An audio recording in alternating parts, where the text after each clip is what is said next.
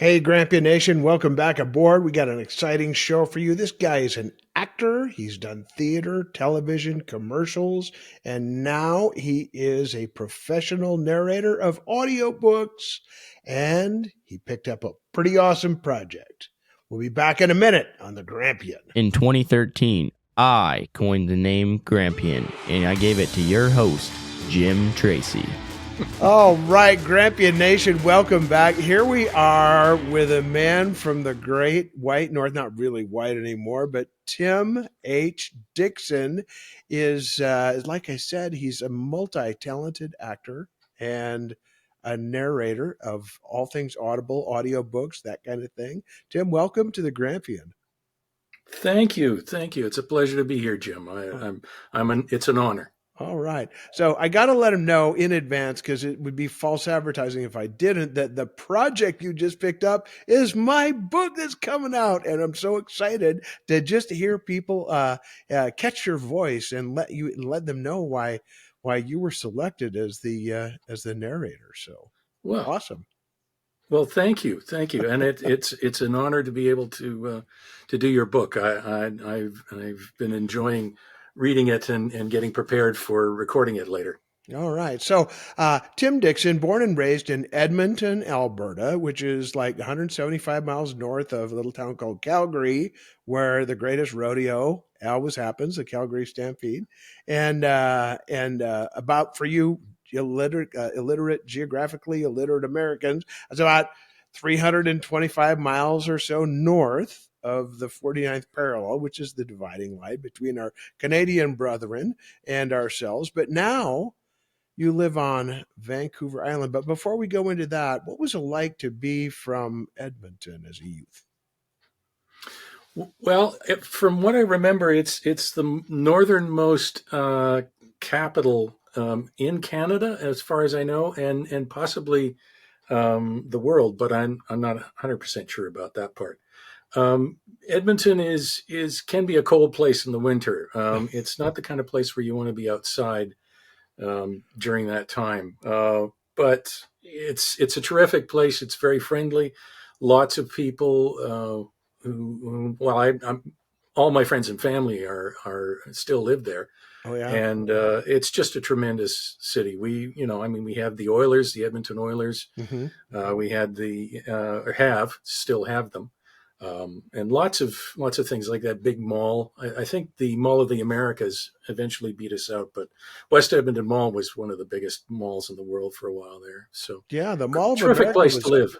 The Mall of America was actually designed after the Edmonton Mall. Oh, was it? I did not know that. Yeah, in Minneapolis. So the other thing that people don't recognize, I mean, I did some work up there, and I came across this dog club, and they call it the Wild Rose Retriever Club. And I thought, what do you mean Wild Rose? I mean, what? I mean, and then I found out that in your area where you were born, these hillsides are covered with wild rose bushes. It's gorgeous when they're in bloom. Yeah. Yeah, the dog's noses didn't like him very much, though. In fact, it's so plentiful that it's the provincial flower, the official provincial flower of Alberta, the wild rose. Wonderful. Yeah. So then you end up in a place that I spent 27 years in the Pacific Northwest, so I know a little bit about Vancouver Island. Okay. Most of the folks think about an island and they think like a little island, but Vancouver Island is a big island. It's the size of Maryland. Yep. What's it sure like is. Up there? Yeah, it's tremendous. If you didn't know and you traveled around on it, you probably wouldn't realize that you were on an island. It's as you say, the size of Maryland. So it takes about 3 hours or so to travel the whole length of it. Mm-hmm. 3 or 4 hours, I think. And it's just a wonderful place to live. Great weather. Well, as you know from living in the Pacific Northwest, our weather is not that much different from yours, or would have been at that time. Sure. So just a beautiful place. We live in Nanaimo, which is a city on the eastern side of the island, and I'm trying to think of a city You mentioned Calgary and Edmonton. There's Uh, a city about halfway between the two of them called Red Deer. mm, And I like to call Nanaimo Red Deer by the Sea because it's about the same size, population of about 100,000, a couple of malls, and everybody knows everybody else. So, my wife is an elementary school teacher, and whenever we go for walks, she inevitably will bump into an ex student or a teaching colleague or whatever. So it's a tremendous place to live. yeah, and also the salmon capital of the free world, as I understand it. Yeah, that could very well be. I'm not 100% sure of that, but I'll take your word for it. Okay. It's certainly a lot of salmon around here. That's for sure. Uh-huh. Yeah, wild salmon, and these are caught returning from the ocean through the Puget Sound, or it's probably not the Puget Sound that you call it up there. It's probably the Victoria Sound or something like that. Yeah, yeah. I'm not sure where they would come up. They would be going back upriver, I guess. Yeah. And I'm ashamed to say that I'm being a prairie boy and only having lived here for 10 years, I haven't learned very much about the salmon fishing industry here. All But right.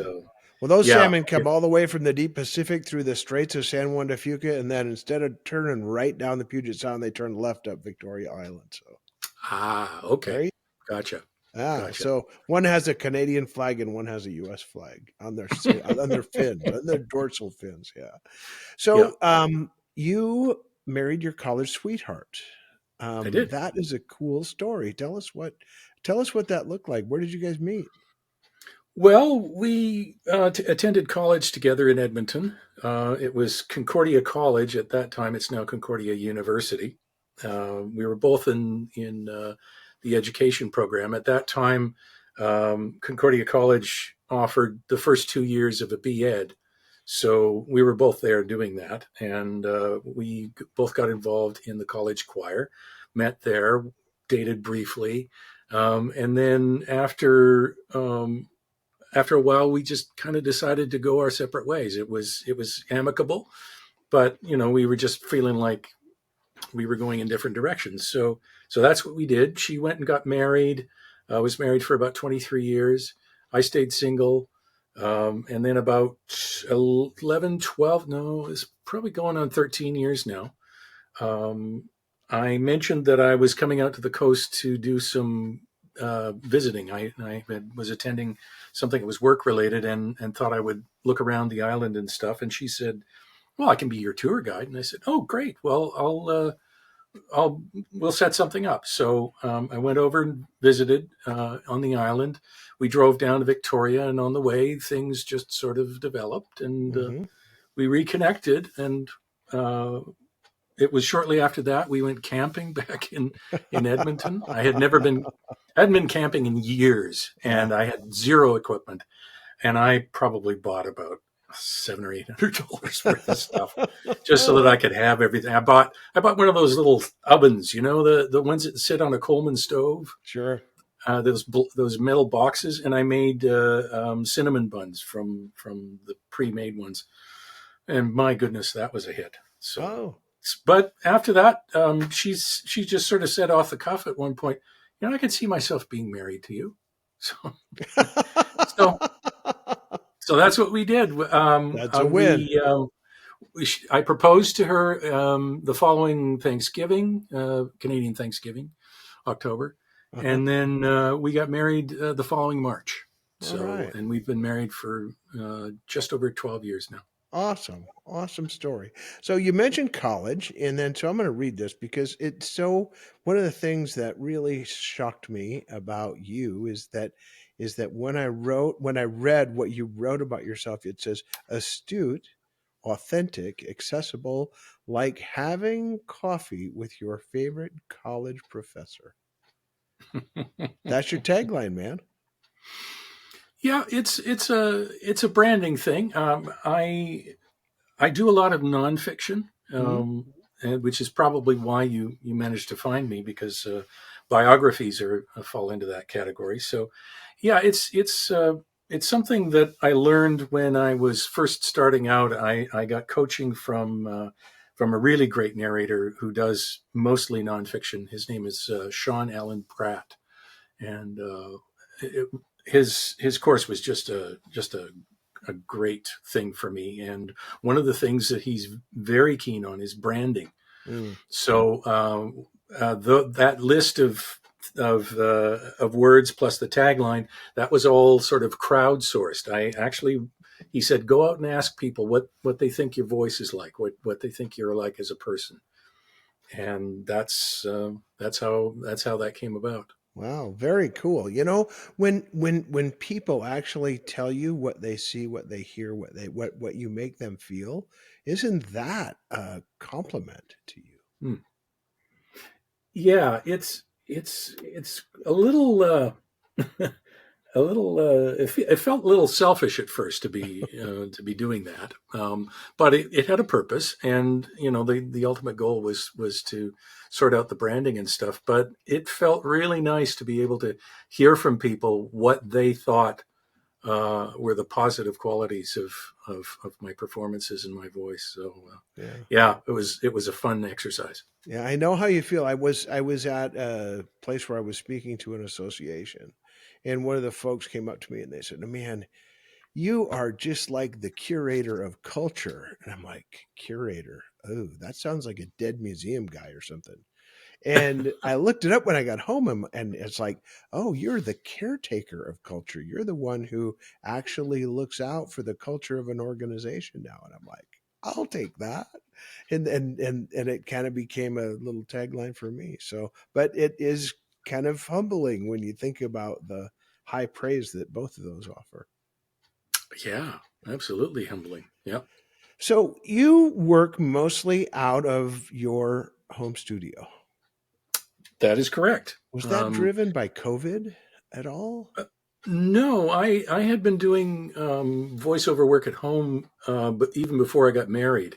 When I was living in Edmonton, I had a booth in my basement, and I did a lot of recording from there. When I moved here, I sold that booth and bought another one when I got here, and rather than try to ship the thing all the way from Edmonton to here. Yeah. And yeah, it's not really a COVID thing. It was like that long before. Okay. So did COVID affect your business? I can imagine that people, as Audible and audiobooks started to ramp up, and then people were, kind of locked in, it had an effect on your business. Was it positive? I certainly think so. I'm not sure from an industry standpoint how things were affected by that, but audiobooks were already a huge thing and were ramping up. In fact, I think they're Mm. still ramping up because people are finding that during the day they may not have time to sit down with a Kindle or a physical book and read through it. They want something that they can listen to, while they're doing other chores, while they're driving, while they're having a walk in the park, that sort Hmm. of thing. So the audiobooks have become very, very popular for those and many other reasons. I am one of the target market saps for Amazon Audible. When I get in that truck, I don't want to listen to radio anymore. I want to be stimulated a little bit with things that actually engage my mind. And so Audible has been a wonderful thing for me. And my wife, as much as I do, loves listening along as sometimes we take that 5 hour drive to see a grandkid, and that fills the time with something other than the beat of a drum or the thump of a bass. And so Yeah, thanks for yeah. that. Yeah. Well, it's an honor to be part of somebody's day like that. I mean, I'm certainly not aware of all of the cases and all of the places where people are listening to my work, but yeah, every once in a while I think to myself, yeah, somebody's probably doing their dishes right now while they're listening to me. So Awesome. So you're helping getting dishes done, quality control. Um, yeah. one of the things that I noticed is the reviews that you had from people that you had done work for. They're Hmm. not just like, "Hey, I think he's a nice guy. He's got a great voice." It's like, "This guy made the whole process so easy. This guy really put his voice over the top of my story, and it felt real and it felt natural. How do you focus in and get that kind of result? I mean, you're literally recording different times, same place but different times, different probably times a day. How do you maintain focus? Some of these books, other than the Bible, Mm-hmm. most of the books you're reading are relatively long. The Bible's really long. I noticed you just finished or working on the King James version, but how do you keep your focus and maintain that same? Because you sound the same in chapter 2 and in chapter 15. Oh, well, thank you. Thank you. I think it's probably a matter of the built-up stamina that I've created over the time that I've been doing audiobooks. Mm, I've gotten to know what my voice is capable of and where it needs to sit in order to do a long stretch of reading.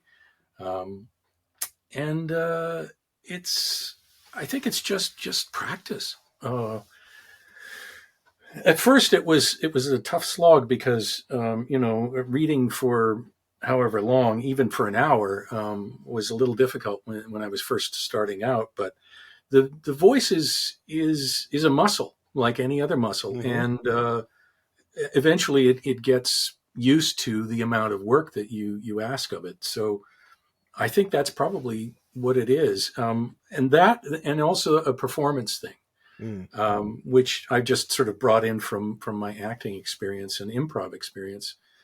I just sort of can listen to what I've done the day before or last week and say, okay, that's the mindset I was in, and then I just carry on from there. Okay, so you're kind of adapting or adopting the character, almost like a method actor, are you not? Yes, yes. In fact, many of the coaches I've had for nonfiction stuff will say that nonfiction is still a performance. It's not just dry reading of people's facts and figures and opinions and stuff like that. Before I start reading a book, I will spend some time researching the author. I will, and I've done that with you. I will do some Don't more, believe but them all. Don't believe them all. It's not all true, man. I'm telling you. I'm just going by with the information you've actually approved and done the check Okay. mark on. But yeah, just to Oh, get a sense for the personality, the person themselves, and that informs what I do. It's not like I'm doing an impression of them, but I just want to get a sense for do they have a strong sense of humor? Are they kind of quiet and shy? Are they that sort of thing? And bring all of that into my performance of the audiobook. okay. So you have worked for some significant publishers. I've read Simon and Schuster and Harper Collins, and I mean all the big names. You've worked for all of them, but I noticed that as of late, you kind of have this niche where you're working with small publishing houses and even some self-publishing authors. What's the difference there? You're doing full production now. I mean, Yeah, it depending on what the project is and what the production company that I'm working with requires. Most of the time, all they need is just my raw recordings, and then they process them and edit them and proof them and send back changes to me. But when I started out with an independent author who was actually a fiction author and still is, Vince Milam. He did a series and is doing a series of action adventure stories, and they're just great fun to read. I've done 13 of them so far, but when I was starting out, I started out on a platform called ACX, mhm. and it's a kind of a marketplace where rights holders, authors, independent authors, and narrators can get together and set up deals between themselves and get their books produced and get them onto Amazon, Audible, iTunes, all that sort of places. So it kind of goes around. It's another way for an independent author to get their work into an audiobook form without having to go through a huge, publishing thing. But because I'm doing that, I don't have the production company. I am the production company. So in addition to recording, I have to do the editing. I have to do all that sort of stuff, or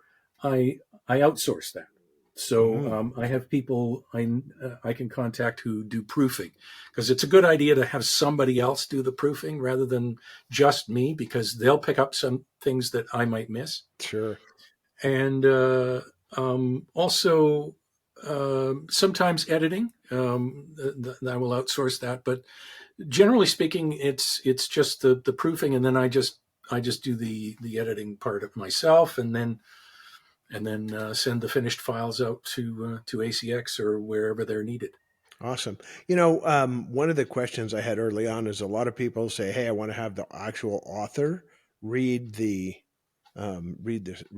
work," and so I had this kind of voice for radio, or face for radio anyway, image of myself. And I went to the publisher and I said, "Hey, maybe I should just read my own work." And they said, "Well, we'll let you audition, but your voice is really gravelly in the morning and kind of sweet in the afternoon. So you won't have any consistency. So you probably won't make the cut. We suggest you start looking now." Right. So anybody who has illusions that this is easy, I will tell you that it's not nearly. You're not just sitting down picking up a book and reading, are you? No. In fact, one of my coaches has a video online. I'll try and remember to send you a link to it. It's titled "So You Want to Be an Audiobook Narrator," and his suggestion is find a closet somewhere in your house, get a chair and a book and a light if you need it, and sit in that closet and read out loud for an hour.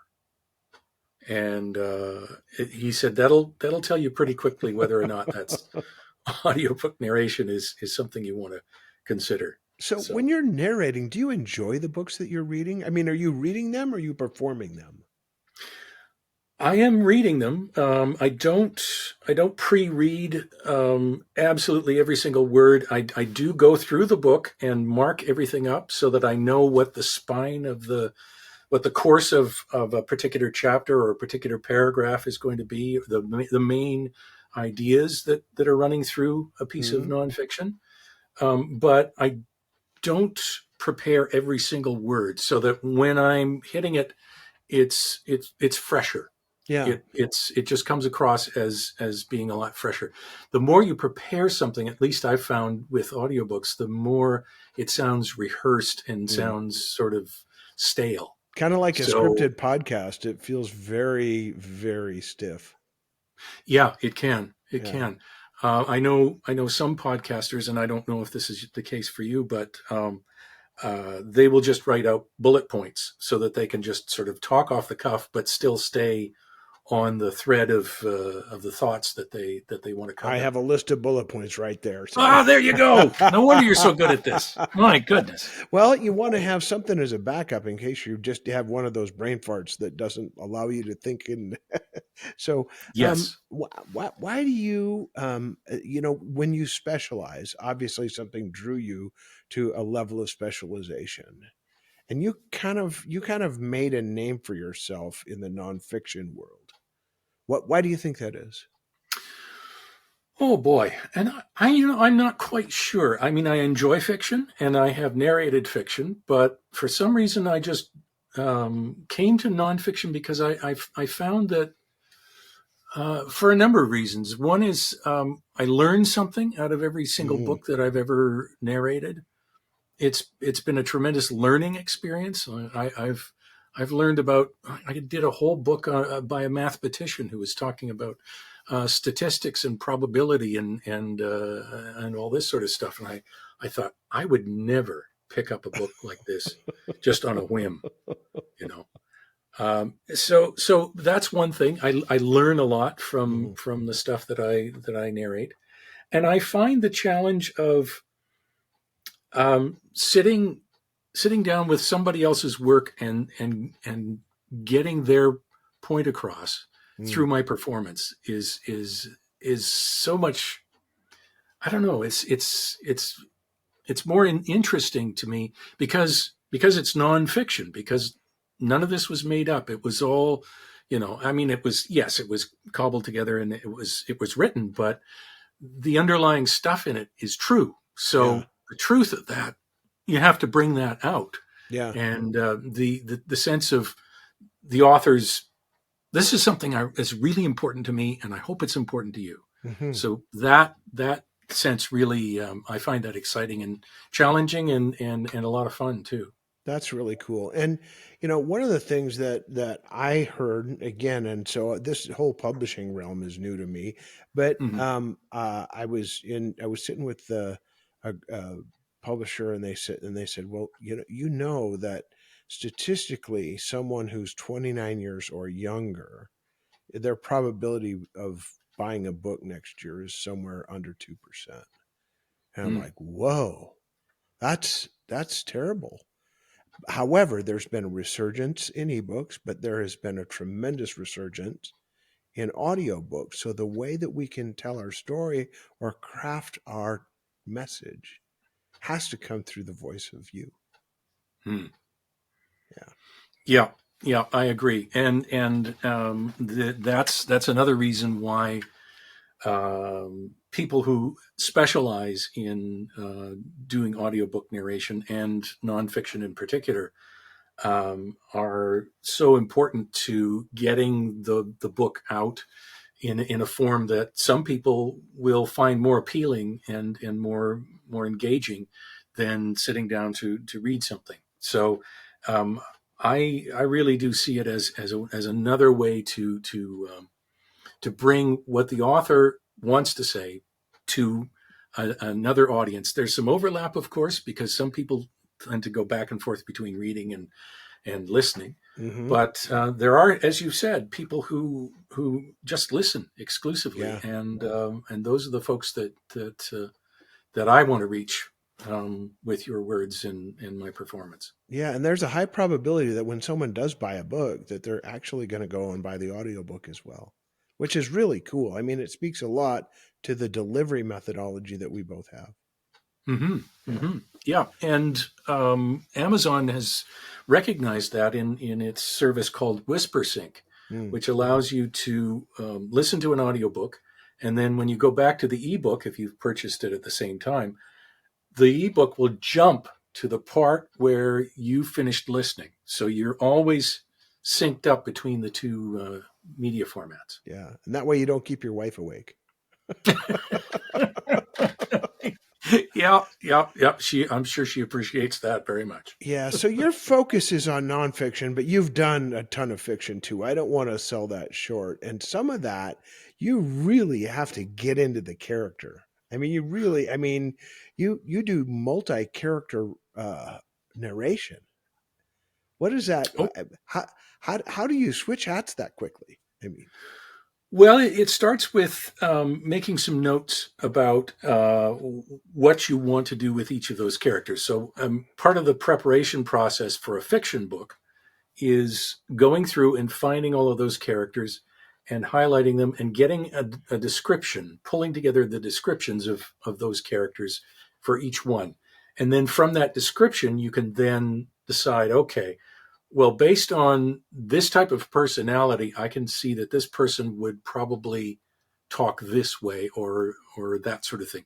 So you start with a book, you get all your clues from there, and then you come up with a voice that you think will fit best for the character, and then you often narrators will record a sample of themselves as that character, and so that they've got a reference for it, and then they save that audio file in a folder, and then when they, if it's a long series of books and that character hasn't appeared for a couple of books in the series and now has suddenly made a reappearance, you can go back to that file and say, oh yeah, okay, that's what so and so sounded like, and bang, there it comes back again. yeah, because the quality demands have to be the same. You can't like it be like bringing a different actor in on the screen. And everybody's like, well, how did he like, that's not the dude. Oh yeah, Dick Sargent and Dick York. Yeah. Exactly. I remember that. I remember that Robert Duvall once said when he did the movie Lonesome Dove, he said he went and he studied an old Texas Ranger, and he said, "When I speak, I want to speak just like that guy." So he mimicked the slowness Hmm. of the pace of the drawl of the Texas Ranger. And when he does that, I don't sound anything like Robert Duvall, but uh, I will tell you that it was incredibly effective, and he kept that over a long set of movies or miniseries or whatever it was.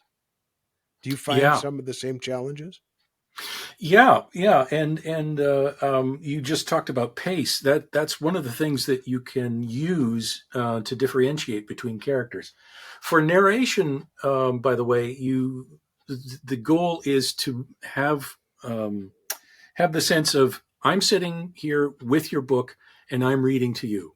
Mm, So the things that I would do with a character are not the same things that I would do with a character on stage or in the film or anything like that. It's just enough so that you can differentiate between the characters and to give them give the reader or the listener yeah. a sense of those flavor of those characters. But generally, you're not going all the way out to huge yelling, screaming scenes or anything like that. It's just and to get back to what you're saying about the Texas Ranger and Robert Duvall, pace is another thing where you can slow things down and it will sound different than a person who has the exact same accent but talks a little faster. And a person who talks really fast and is going, so you have three different guys, but the only thing different between them is the pace. So, Well, you use more than paste to mix it up. I've listened to some of your work where you've actually you've actually transferred between people like they were having a conversation, and it was so cool. Give us a sample of what it would sound like if you're gonna be two people and they're having a conversation together. What does that look like? yeah. Well, first of all, I would mark up the copy so that, I would highlight each of the characters' dialogue in different colors so that it kind of gives me a visual cue of when the other character is coming up. And then um, with these, for instance, with this series of books, I've developed these characters over a course of, 8, 10, 12 books. So now if I see that character's name, I can instantly go into them. It's right there, you know. Or another character who happens to have a kind of a loud, sort of a high pitched voice that just talks about this, that, and the other thing. And my goodness, he's kind of out there with a little bit of a sort of a cosmic view of things. Hey, at the Grampian, we only take sponsorships where we actually use and love the products, and y'all know I love my dogs.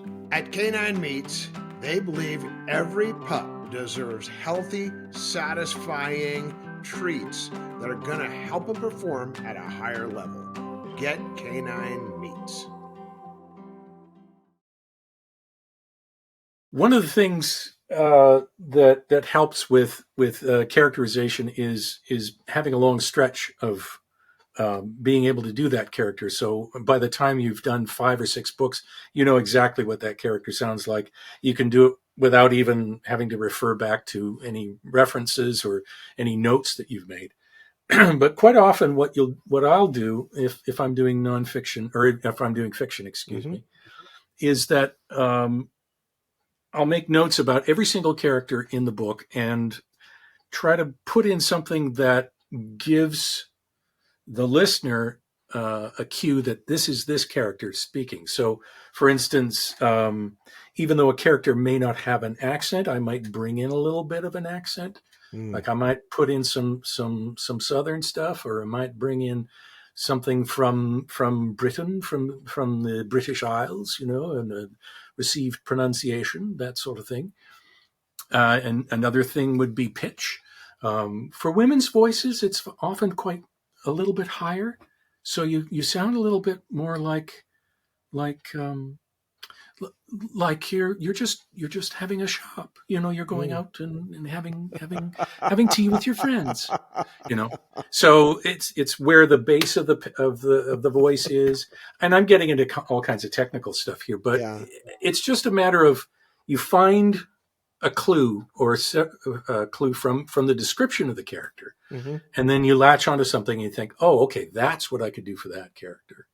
And then you make a note about that, and then you try and keep that the same, or you make a reference recording that you keep and listen Yeah. to later. So you actually end up owning these characters, like in the long series where you're a dozen books in. You really have a kind of a working knowledge of these as people, characters, individuals, don't you? Oh yeah, yeah. I've you say people, and it's true. I've gotten to know them as human beings, even though they've been made up by the author. They're all the author's based them on real people to start Yeah. with. I mean, there's you. I'm sure you know this as an author. You pull things from life, and you can cobble together a character based on, well, I saw this guy on the bus the other day and he had this kind of quirky thing. I think I'm going to add that to this character. Yeah. So but yes, you get to know these characters quite well, and when they get into trouble or something bad happens to them, you sort of go, oh crap, it's a Not little, good. yeah, it's a little disconcerting, Yeah, to my say the buddy just least. got mugged on a New York City subway, and I can't do anything about it. Yeah, exactly. So, what kind of books is it? So, if you were to go into the library and say, "I'm going to go pick a book just to enjoy," as Mhm. a professional narrator, what kind of books do you enjoy reading? Just for recreation. Well, let's see. Well, I could talk about the ones that I'm reading right now. I'm reading the autobiography of Harpo Marx, which Hmm. is great fun because he talks about all of the famous people that he knew, and hanging out with them and having fun, and of course performing with his brothers and that sort of thing. So Yeah. biography and autobiography Okay. are very much of interest to me. Cool. Um, Trying to think of what the other things. Oh, science fiction. I do read the occasional bit of science fiction, and lately I've been going back and reading stuff that I read when I was a teenager. Like I'm reading Isaac Asimov Mm, and Fritz Leiber, uh, other people like that who I haven't read in decades, yeah. and suddenly thought, I wonder if that hits the same now the way it did back then. So Yeah. that's what I'm doing. So those are two things. I mean, I have pretty wide tastes when it comes to Yeah. my own personal reading. I bet you do. I bet you do. So we always ask people how to get a hold of you, and I will tell them I already know. It's timhdixon.com, and that's how you can get a hold of Tim. If you would like any um, voice narration or book narration or acting or things like that. The final question that we have for you is one that we always ask in the Grampian. So you, as I look at you, and one of we have champions. This is Grandpa. That's me. Chats with champions. That's you. And those are people who've lived a big life, and you've lived a big life, certainly, sir. You've touched a lot of people through your work, and someone helped you along the way. So, who is the champion that affected your journey in such a deep and significant way that you would remember them and mention them here? Hmm. Well, there have been a lot. The first person that comes to mind, though, is my father. Oh, Um, my father has uh, probably would have been a performer if he hadn't had the life and the restrictions that he had placed on him, and he was always very encouraging for me as in my performing career. mm, And he was kind of a performer himself. He came from a line of folks who were great storytellers. So one of our great grandfathers on my father's side, it was said of him that people would come from miles around just to hear him tell a story. oh, wow. So that strong thread, and my father did that for me. I don't know if you know the cartoon series Pogo, Yes. Walt Kelly. Uh huh. Yeah. Yeah, my father used to read those to me out loud, and doing all the Southern voices and everything like that, and some of my fondest memories are of him doing that for me. What a So terrific memory. yeah, he lives on in my memory, and he was a great encourager. Awesome. Awesome. Well, that's great to hear. And it's great to have a dad as a champion. I can tell you that. So, folks, we're going to land this airplane here. And I just want you to know that Building Men Character Lessons from Influencers will be out. Morgan James Publishing on June 3rd. And then right after the 4th of July, that's our American holiday. Right after the 4th of July, you're going to be able to hear Tim H. Dixon on Audible. And we will be bringing that to you through wherever you get your books. Thank you so much for tuning in. This is again Jim. Subscribe and like. We are out. When you get an opportunity, subscribe or follow wherever you get your podcast.